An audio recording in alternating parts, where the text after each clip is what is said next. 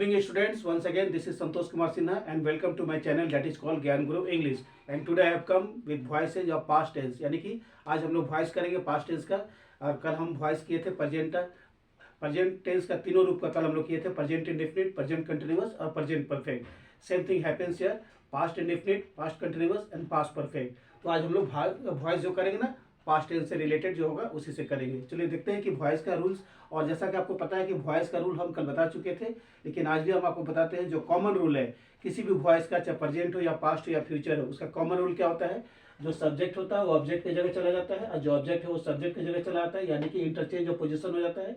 Verb का भी3 लगता है और बाई लगता है। यानी कि वंस अगेन एक बार और देख लेते हैं, किसी भी टेंस का चाहे प्रेजेंट हो या पास्ट हो या फ्यूचर, उसका कॉमन रूल क्या है। अगर आपसे कोई पूछ देगा कि what is the rule of voice change, तो आप एक ही चीज बोलेंगे, जो सब्जेक्ट हो ऑब्जेक्ट की जगह जाएगा और जो ऑब्जेक्ट है वो सब्जेक्ट की जगह आएगा। उसके बाद वर्ब का भी3, इस पर फोकस करना है। किसी भी एक्टिव से पैसिव में जाने का मतलब होता है हमें वर्ब का भी3 का प्रयोग करना है। उसके बाद हम लोग बाई का प्रयोग करते हैं और आगे चलकर हम बताएंगे कि बहुत सारा ऐसा सेंटेंस होता है जिसमें हम बाई नहीं लगाते हैं, फिर भी वो पैसिव में कन्वर्ट हो जाता है। लेकिन अभी आपका क्लासेस चलेगा बाई वाला।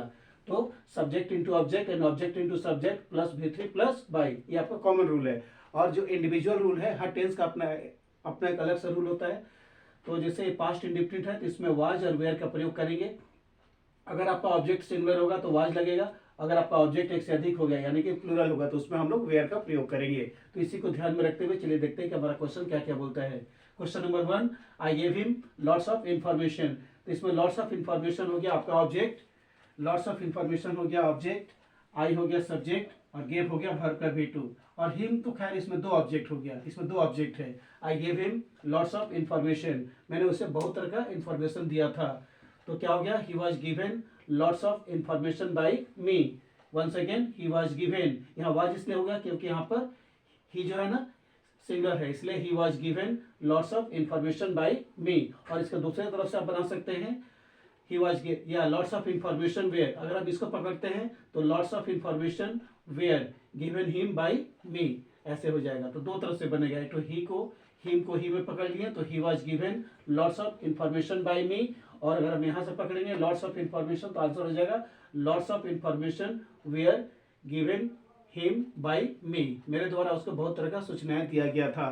ना question number 2, the doctor cured all the patients. यहाँ जो ऑल द पेशेंट्स है ये आपका ऑब्जेक्ट हो गया, जो कि यहाँ पर प्लूरल है, तो यहाँ पर हम लोग वेयर का प्रयोग करेंगे।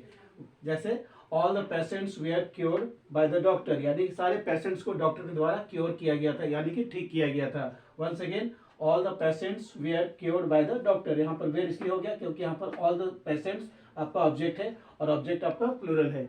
Now question number 3, the maid servant cleaned the floor. तो द फ्लोर हो गया आपका ऑब्जेक्ट, द मेड सर्वेंट हो गया सब्जेक्ट और क्लीन हो गया वर्ब का भी2। तो इसका आंसर हो जाएगा, और यहाँ पर द फ्लोर है ऑब्जेक्ट है जो कि सिंगुलर है, तो इसका आंसर हो गया the floor was cleaned by the maid servant, यानी कि मेड सर्वेंट के द्वारा फ्लोर को साफ किया गया था।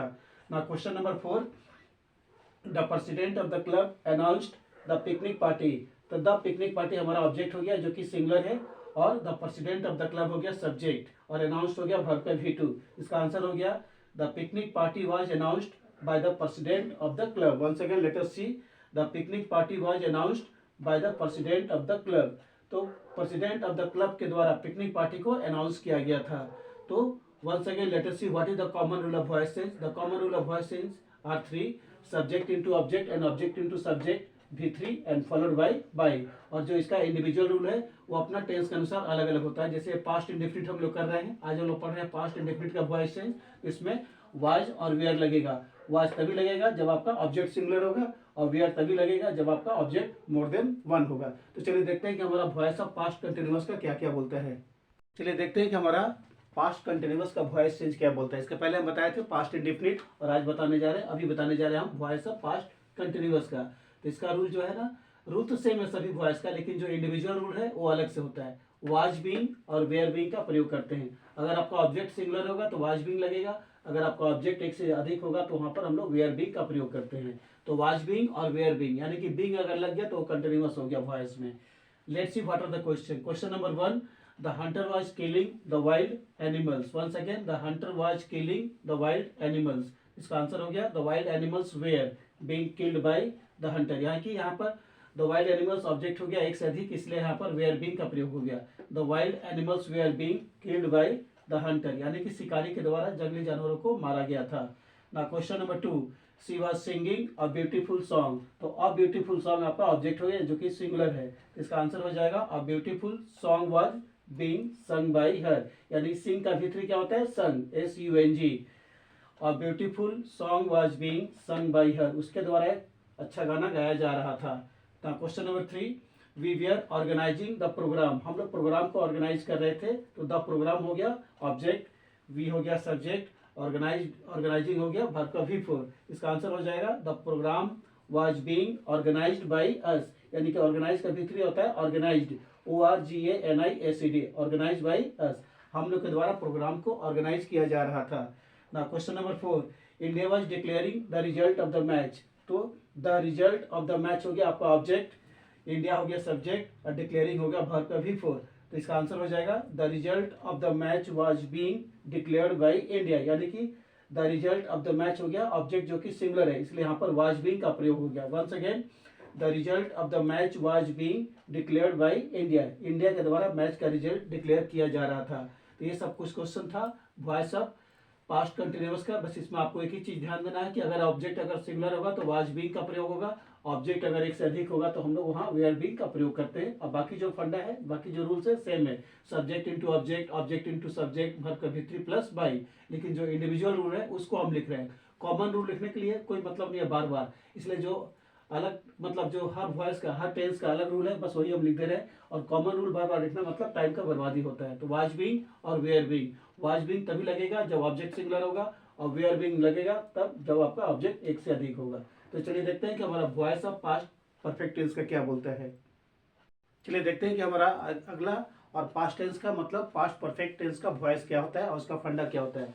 सो let's see voice of past perfect tense, यानी कि पास्ट परफेक्ट टेंस का वॉइस का फंडा क्या है। इसमें हम लोग सिर्फ ओनली हैड बीन का प्रयोग करते हैं, और प्रेजेंट परफेक्ट में आप क्या देखे थे वहां पर हैड बीन और हैज बीन का प्रयोग हो रहा था, लेकिन यहाँ पर सिर्फ हैड बीन का प्रयोग होगा। चाहे ऑब्जेक्ट सिंगुलर हो या प्लूरल हो उससे कोई मतलब नहीं, बस हमें सिर्फ हैड बीन लगाना है। और कॉमन रूल तो सेम है, object into subject, subject into object, verb का V3 और बाई, वो तो लिखना नहीं है बार बार, उसको लिखने का मतलब है टाइम का बर्बादी होना। इसमें हम सिर्फ हैड बीन का प्रयोग करते हैं, और इसको ध्यान में रखते हुए देखते हैं कि हमारा क्वेश्चन क्या क्या बोलता है। क्वेश्चन नंबर 1 क्या बोलता है, you had watered all the plants. और परफेक्ट टेंस का सबसे ज्यादा प्लस पॉइंट क्या होता है कि इसमें वर्ब का V3 ऑलरेडी दिया हुआ है, बस हमें ग्रामेटिकली सजा के उसको लिखना पड़ता है, मतलब खोजने की जरूरत नहीं पड़ता है वर्ब का V3। जैसे question number 1, you had watered all the plants, तो ऑल द प्लांट्स हो गया ऑब्जेक्ट, इसको कोई मतलब कोई टेंशन नहीं है कि हैड होगा कि हैज होगा कि हैव होगा, सिर्फ हैड बीन का प्रयोग होगा। प्रेजेंट परफेक्ट में क्या था, वहां पर हैव बीन और हैज बीन का प्रयोग किया जा रहा था अकॉर्डिंग टू ऑब्जेक्ट। यहाँ पर ऑब्जेक्ट या सिंगुलर हो या प्लूरल हो, बस हमें सिर्फ हैड बीन का प्रयोग कर देना है। तो ऑल द प्लांट्स हो गया ऑब्जेक्ट जो कि एक से अधिक है, तो क्या लग जाएगा, हैड बीन। ऐसे all the plants had been watered by you. Once again, all the plants had been watered by you, आपके द्वारा सारे पौधों को जल दिया जा चुका था। Now question number 2, the CM of Jharkhand had declared the scheme for the poors. Once again, the CM of Jharkhand had declared the scheme for the poors. यहाँ से the scheme for the poors हो गया आपका object, the CM of Jharkhand हो गया object, और declare हो गया वर्ब का V3। तो the scheme for the poors हो गया, इसका आंसर हो जाएगा the scheme for the poors had been declared by the CM of Jharkhand. Once again, let us see the answer. The scheme for the poor had been declared by the CM of Jharkhand. यानी कि झारखंड के CM के द्वारा गरीबों के लिए scheme को declare किया जा चुका था। Now question number 3, the boys had learned the lessons. बच्चे ने या बच्चों ने लेसन को सीख चुका था, तो हो जाएगा answer the lessons had been learned by the boys. Learn का V3 learned, LEARNT learned, यानी कि V3 हो गया। Once again, the lessons had been learned by the boys, बच्चों के द्वारा लेसन को याद किया जा चुका था। Now question number 4, the committee had provided the relief fund। तो the relief fund हो गया ऑब्जेक्ट, the committee हो गया सब्जेक्ट, और provided हो गया verb का V3। यानी कि इसमें प्लस पॉइंट क्या होता है, कोई भी परफेक्ट टेंस में प्लस पॉइंट क्या होता है कि verb का V3 ऑलरेडी दिया रहता है। Let's see the answer of question number 4, the relief fund had been declared by the committee, यानी कि कमेटी के द्वारा रिलीफ फंड को दिया जा चुका था या डिक्लेयर किया जा चुका था। Once again, the relief fund had been declared by the committee, तो कमेटी के द्वारा रिलीफ फंड डिक्लेयर किया जा चुका था। तो ये सब क्वेश्चन कुछ था हमारा voice of past perfect tense का, पास्ट परफेक्ट में सिर्फ हम लोग हैड बीन का प्रयोग करते हैं और बाकी जो रूल है ना सेम रूल है, subject into object, object into subject, verb का V3 प्लस बाई। लेकिन जो इंडिविजुअल रूल है वही हम आज लिख रहे हैं, यानी कि हर टेंस का अपना एक अलग अलग रूल होता है। तो बाकी सब वॉइस का रूल लिखना मतलब टेंस का टाइम का बर्बादी होता है, इसलिए जो अलग रूल है जो अनकॉमन है उसी रूल को बार बार लिखना ठीक रहता है। अनकॉमन रूल मतलब हर टेंस का अपना होता है, और कॉमन तो खैर सब में काम करता है। जैसे सब्जेक्ट ऑब्जेक्ट की जगह, ऑब्जेक्ट सब्जेक्ट की जगह, वर्ब का V3 और बाई, इसलिए उसको बार बार लिखना मतलब टाइम का बर्बादी होता है और बेकार हो चला जाता है। इसलिए सिर्फ परफेक्ट टेंस में यानी कि पास्ट परफेक्ट टेंस में हम लोग हैड बीन का प्रयोग करते थे और करते हैं। तो ये सब कुछ क्वेश्चन था हमारा वॉइस टेंस पास्ट परफेक्ट से। इसके पहले था पास्ट कंटिन्यूअस, उसके पहले था पास्ट इंडेफिनिट। तो आज हम लोग कंप्लीट किए voice of past indefinite, past continuous and past perfect tense. तो ये सब कुछ क्वेश्चन था आपका। अगर इसमें आपको कहीं भी डाउट हो तो आप अगले क्लास में डायरेक्ट आप बात कर सकते हैं। अगर आपको ये वीडियो अच्छा लगे तो आप इसको लाइक कीजिए, शेयर कीजिए और ज़्यादा से ज़्यादा इसको सब्सक्राइब कीजिए। Till then, good night to all of you.